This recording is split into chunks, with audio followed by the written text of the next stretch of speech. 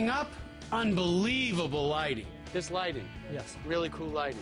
All right, our lighting guy, Pat. Pat's our lighting guy, because whenever we're in Virginia, Pat's the man. I can't believe he's actually showed up on another job after last time, but he's here again. He has issues. Pat, this lighting. Yes. Really cool lighting. Great lighting. Solid copper. Solid copper. Now, usually most lighting's brass, right? Brass or aluminum. So we went solid copper. Even the stake is copper. So above ground, underground, everything. And this will patina over time. Turn a nice dark color. And now this just isn't regular lighting either, right? No, we actually have LEDs in this, so it uses about 70% less energy. The lifespan on the bulb is 50,000 hours, so we get a lot of use out of it. 50,000 hours. Yeah. What we're going to do is we just put this into the ground. It's got the fins that anchor it. We'll fill the rest of it in. And now what's this like? Gonna uplight this tree? It's going to uplight the tree. We're going to angle it just a little bit. That is a beautiful light.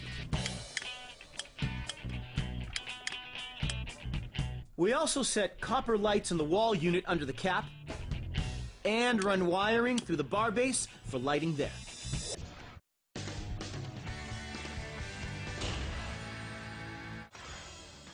These guys have designed the pieces here. So now this is copper, Yes. and you're putting in this path light here, right? We are. So it just takes a little bulb. It's a 20,000 hour light bulb. All right. We call it our classic path light. It does a great job of hiding the light source. So it just pushes all the light down, gives us a 5-foot circle of light, and the copper just ages beautifully. Yep. Blends in with the natural environment.